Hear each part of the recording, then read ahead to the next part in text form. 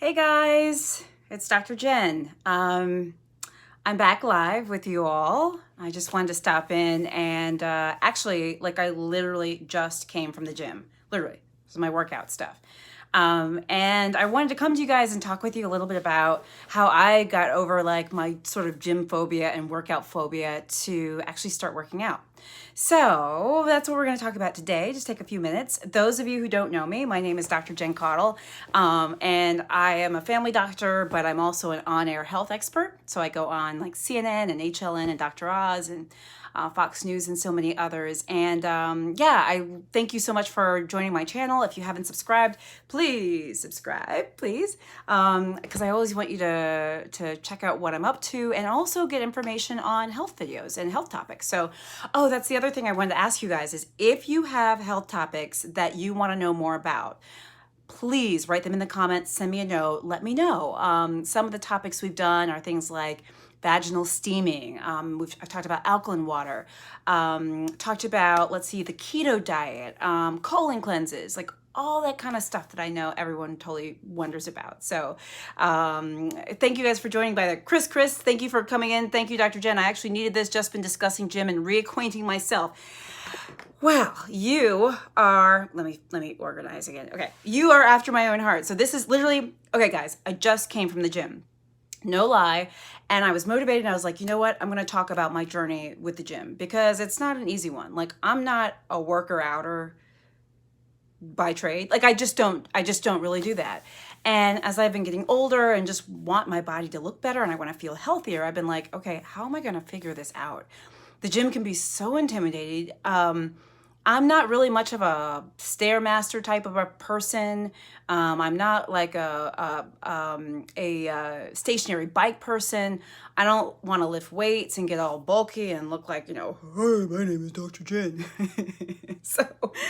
So I just wanted to talk to you about my journey and hopefully help you reach the goals that you have for yourself, because I know a lot of us, the gym is like this kind of crazy place. All right, so let me walk you through. Oh wait, I have a list because I wanted to be prepared. Even though it's a live, I wanted to be prepared. Okay, all right. So first thing I did to kind of get back in the groove of things was I decided to get a trainer.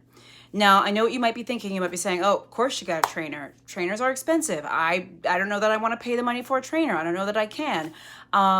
This is the thing. I actually felt that way too. I was like, trainers are expensive. And Lord knows I don't work out enough to be getting no trainer.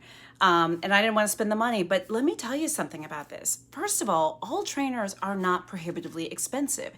I didn't know that. With a little bit of research, asking some of my friends, I called different places. I found a trainer who is so reasonable, so reasonable price-wise.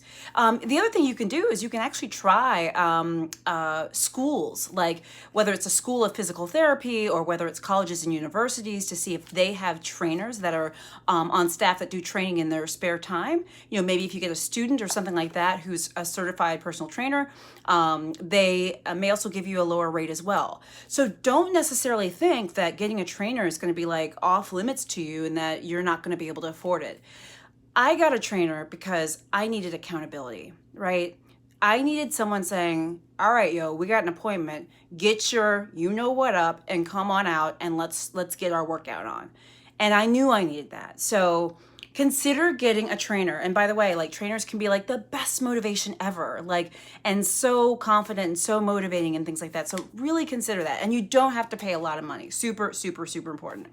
All right, let's talk about gyms. Gyms can be so scary, right? You walk in and then all these muscle people, hey, how you doing? They're lifting million-pound weights. You're like, oh my God, I don't know how to do that yet. Or you see women that are there that are a size -15. You just feel intimidated by the environment.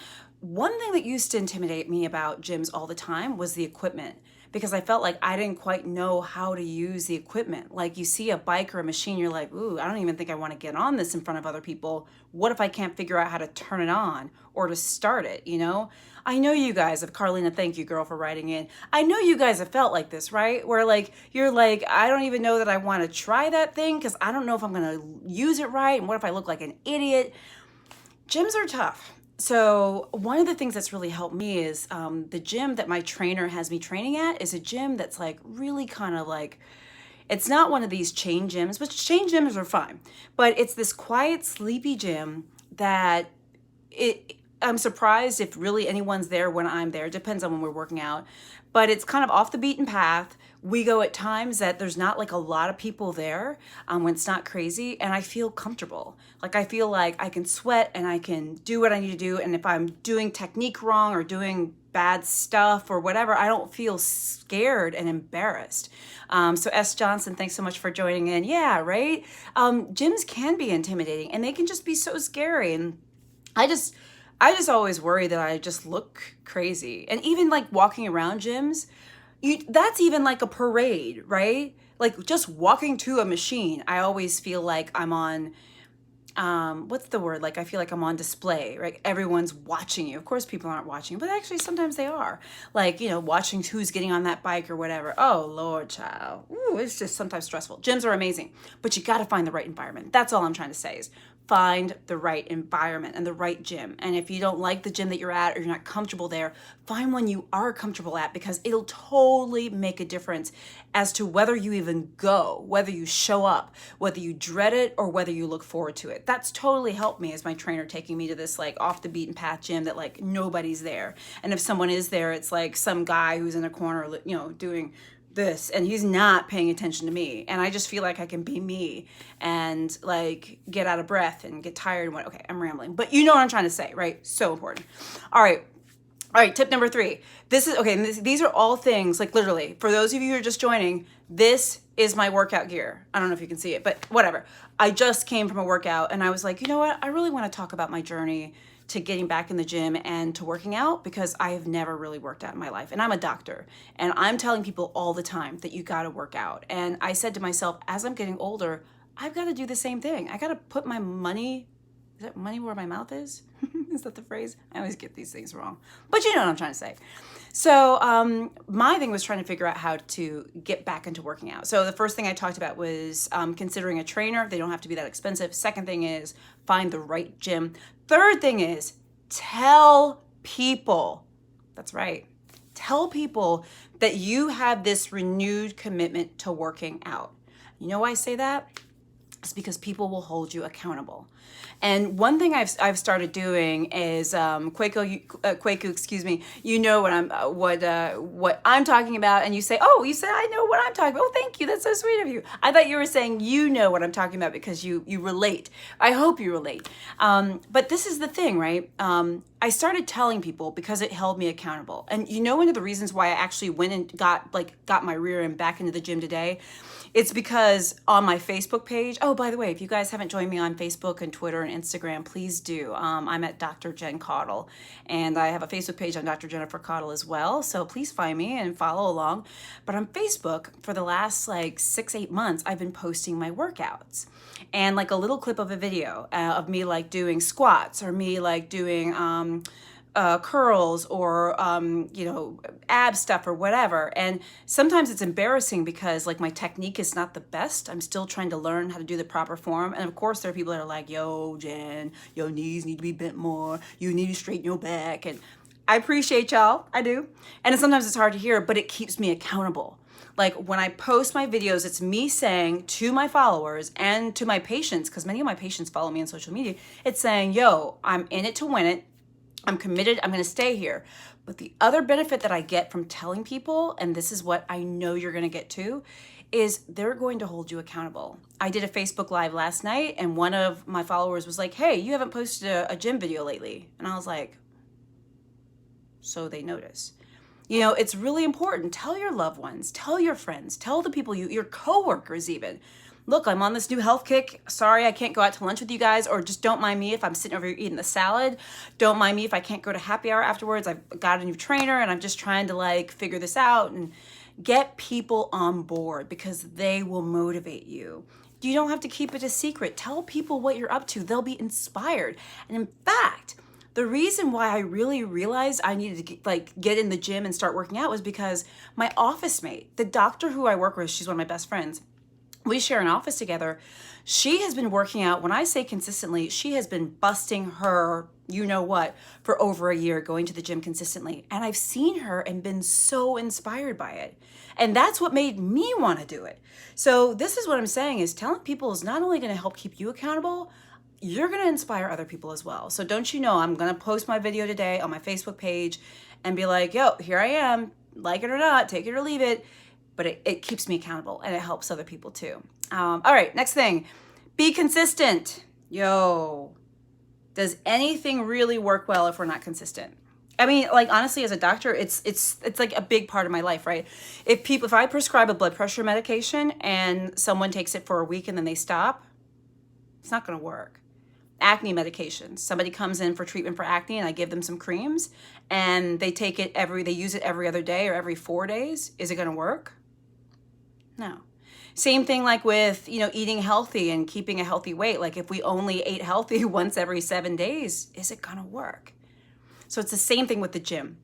And I know that if you watch on YouTube, and YouTube is such a great informational source, like I've been watching a lot of videos lately about just how to make better YouTube videos. And one of the things that all the YouTube creators talk about is consistency with YouTube video creation, which is so interesting because it's exactly what we need when it comes to our health and fitness. We have to be consistent.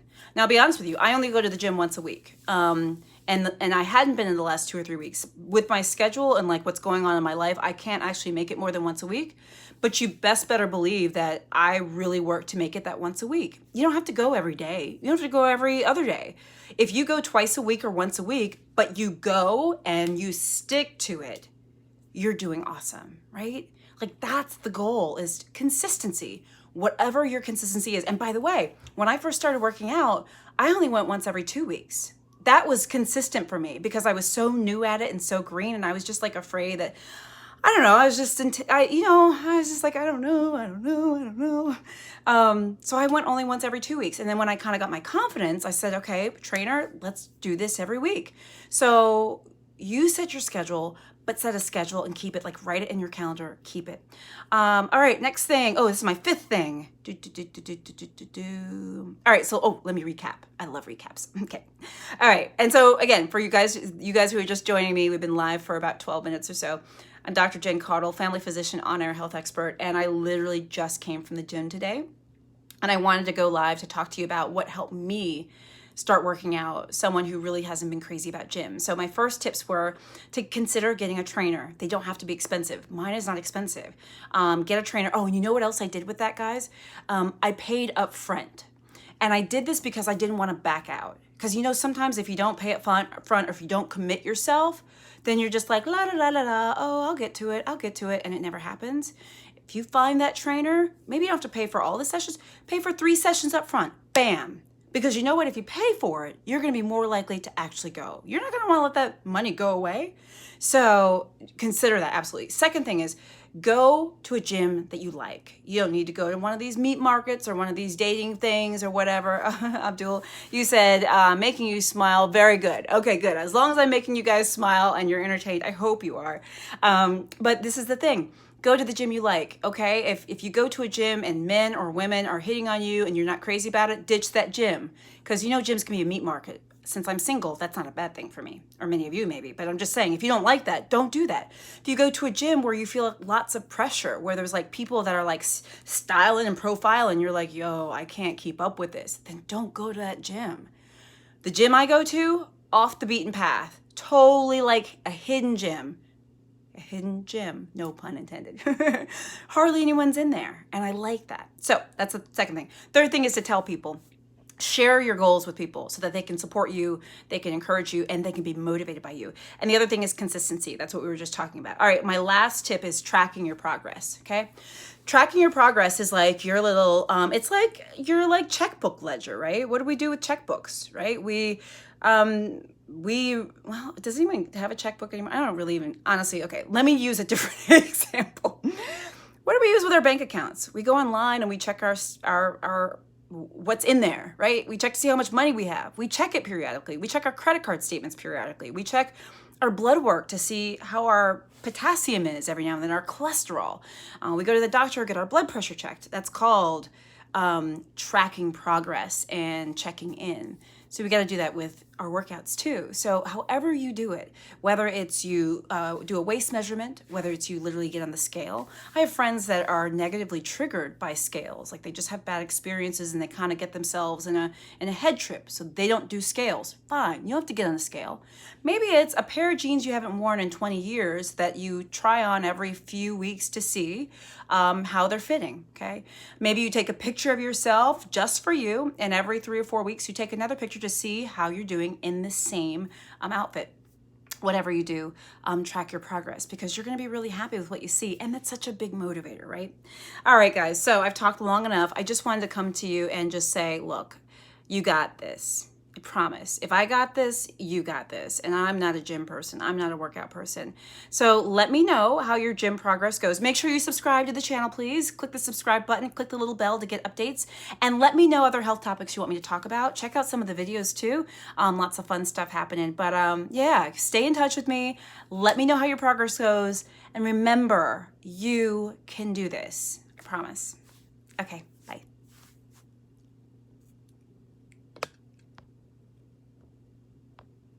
Okay, hold on. I never know how to do this.